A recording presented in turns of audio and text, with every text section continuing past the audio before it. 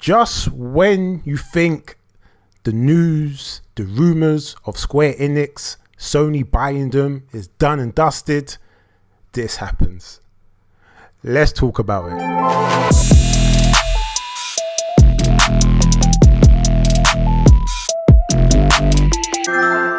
Welcome to Jay's Gamepad, everybody, and all my fellow G's and gamers out there, welcome back. Let's just get into this interesting piece of news / rumours. So, ex-Square Enix devs heard rumours of Sony buyout. Here we go again. Yes, here we go again.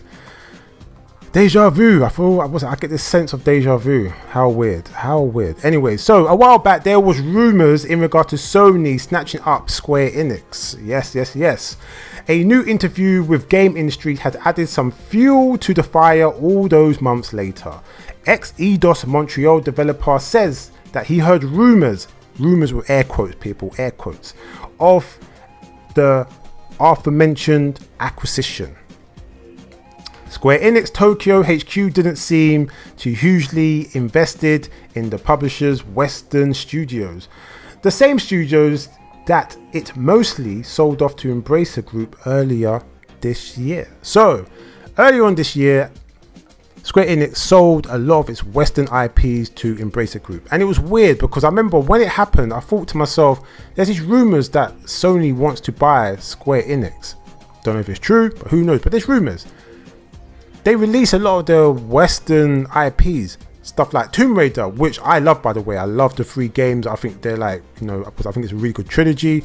And in my personal opinion, I always thought to myself, like, why wouldn't Sony want to get hold of at least Tomb Raider, at least, And for 200-300 mil, that's peanuts. That was cheap. And I remember also thinking to myself, like, that's really cheap. Like, how can all them IPs, all them studios go for such like pittance, for such cheap money? Like, that's really cheap.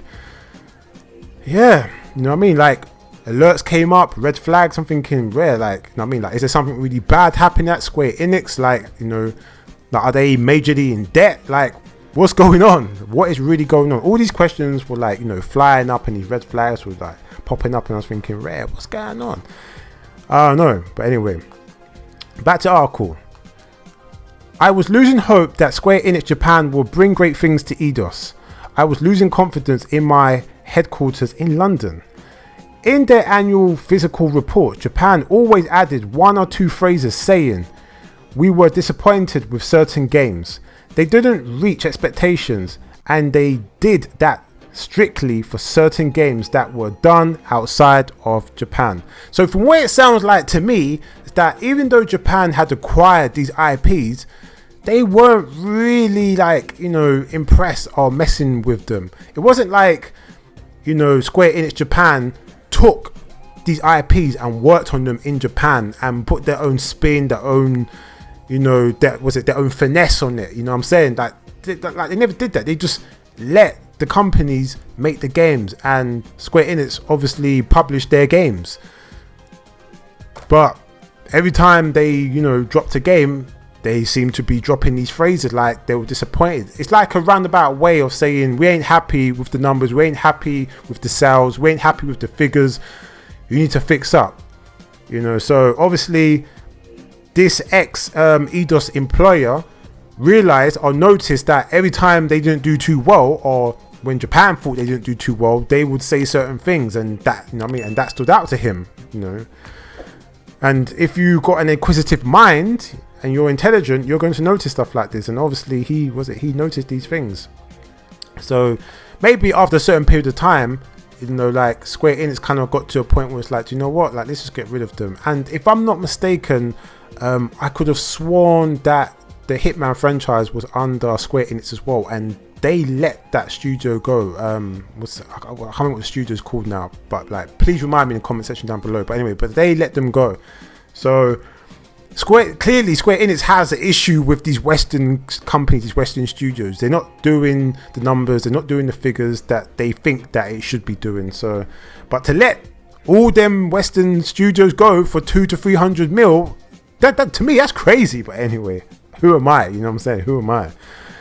Anyway, The ex-employer left Eidos Montreal in 2013, and he believes that it's been a slow and steady decline for Western teams ever since. Yeah, well, what do you expect? What do you expect, really? But I don't know. Clearly, Square Enix just had enough with the Western studios. And maybe they've had enough with the political bullshit as well, of the Western culture. Maybe it's partly to do with that as well. Who knows? Because the Japanese, they're very into their culture, their belief system. They don't bend, they don't fall for none of this Western ideology BS. And maybe they looked at it like, well, I don't know what you're doing over there, but you're messing up our money. You're messing up the situation. I don't know. Anyway, back to the article. If I read between the lines, Square Enix Japan was not as committed as we hoped initially. And there were rumours, obviously, that all these activities and mergers of acquisitions, that Sony would really like to have Square Enix within their household. I heard rumours that Sony said they're really interested in Square Enix Tokyo, but not the rest. So I find it a bit weird because Sony's headquarters is not in Japan anymore. It's actually in America. So that was another reason why I thought it was really strange that Sony just allowed Embracer Group to just spend 200 to 300 mil on a bunch of Western IPs that Sony could take underneath the umbrella and have as exclusives or do whatever they want to do with them. And all that talent as well. So I just thought it was weird being that the headquarters is now in America and it's not in Japan anymore. And even the fact that they said they're not interested in a roundabout way in the Western IPs, it makes me think to myself, even though the headquarters is in America, is a lot of the staff members Japanese? Are they still Japanese? I don't know. Or are they dominantly Japanese? Because it sounds like that they are, because they don't have an interest in Western IPs, and they clearly are interested in the Japanese games like Final Fantasy. We can go on and on and on.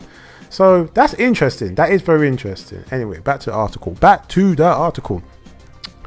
This, of course, ties back to the Embracer Group deal, which had some internet analysts suggest Square Enix was deliberately streamlining its operations so that it would be more attractive purchase. And that's another thing. That's another way to look at it. So think of it this way. If Sony wanted to still buy Square Enix and Square Enix still had a lot of these Western IPs, let's say, for example, to buy Square Enix was a bill, $1 billion or £1 billion, I don't know, whatever. Say it's $1 billion. Sony's probably looking at it thinking, I don't know, $1 billion for the whole thing, I don't know. And really all we want is the Japanese IPs. So if Square Enix wants to be bought by Sony to come underneath the Sony umbrella so that they can focus on making games instead of publishing and leave that up to Sony, it would be in their best interest to get rid of the IPs, the studios that they know that Sony's not really messing with or really interested in. It would make a lot of sense, wouldn't it? And if you look at it that way, what this article is suggesting and alluding to, it makes a lot of sense, because essentially, instead of spending $1 billion, it might only cost, I don't know, 700 mil, 750 maybe, who knows? You know what I'm saying? But it would decrease the value of Square Enix, because Square Enix has offloaded a bunch of Western IPs at a cheap ass price, by the way. So maybe it's a smart way for Square Enix to be more affordable, more attractive, or accessible for Sony to actually purchase. Maybe that's what they're trying to do. And if that's what they're trying to do, then that's actually smart. It's actually smart. But I still think to myself, why is it that Sony just couldn't, just say, okay, well, we believe that you're worth 700 mil, so we want to buy you for 700 mil, or better yet, because that's not how it always goes. You know what I'm saying? How about Square Enix say, okay, well, we're willing to sell to you for 700 mil instead of $1 billion, and you still get to keep the Western IPs, and if Sony doesn't want them, they can sell them for more money, recouping some of the P's that they spent on the 700 mil to get Square Enix in the first place. Wouldn't that make more sense? I don't know how it really goes. I don't really know about the finance and the financials behind these $1 million companies or $1 billion companies. I really have no idea. I'm just a humble YouTuber on YouTube, just give you my thoughts and opinions about gaming, all things gaming. Anyway, but yeah, I find it really, really interesting, especially because Square Enix has got a wonderful lineup coming late 2022 into 2023 with Crisis Core, with Forspoken, Final Fantasy 16, and Final Fantasy 7 Rebirth. That is a beautiful lineup, in my personal opinion. And that's not even talking about the other games or IPs that Square Enix might be dropping in the midst or in between of that other people might really love. I'm just talking for myself, because I personally love Final Fantasy games. And yeah, in my personal opinion, all these games that are coming out late 2022 to 2023, I will be purchasing on release day. And I'm going to assume that there's a lot of gamers like myself that's probably going to be doing the same thing. So maybe Sony, because Sony's always had a beautiful relationship with Square Enix. They always do timed exclusive. If I'm not mistaken, I think Forspoken's got a 2-year exclusivity deal or something. So clearly, Square Enix loves working with Sony. They love giving them diddy deals. They love giving them the benefit of the doubt. They love giving them, like the first choice.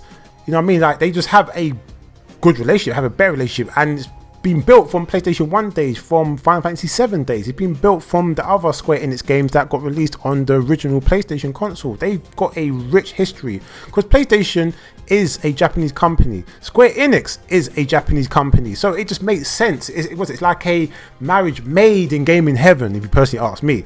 So, maybe Sony's just like, we want you because you got beautiful IPs, you got godlike IPs, JRPGs, and all these other games that make a lot of money. And if we can pull them underneath our umbrella, we can make them exclusive games to our platform, to our console. And also, if there are some games that were multi-plat before, then yeah, maybe we will just license it out, or do a deal with Xbox or PC or whatever it's gonna be. Kind of similar to what Sony's done with Bungie, where they haven't told Bungie you can only make Destiny or whatever you make going forward for PlayStation exclusively only. No, you can still release and bring these games out. I bet you can you can continue doing what you're doing, releasing the games on Xbox, on PC, so forth and so on. So maybe Sony will allow Square Enix to do some of these things if Sony actually buys them. Who knows? But I find it very interesting, and it leaves me thinking about a lot of things, especially with the games that are coming out that I mentioned before. So yeah, it's very interesting. But yeah, I don't know. Let me know what you think about this. You know what I'm saying? Are you a big Square Enix fan in terms of the studio, the publisher, the games, the IPs that they have? Do you think it would be a good idea? Do you disagree? I don't know. Or maybe there's something that I might be missing, in regards to my thoughts and opinions from this article. I don't know. But if there is, then let me know in the comment section down below. It'd be much appreciated. Anyway, so, yeah, I think that's about it. I can't think of anything else. Maybe it's something I'm missing. I don't know. But anyway, I hope you enjoyed this video. If you did, please like, subscribe, and hit the bell notification if you like man's content or any of my content.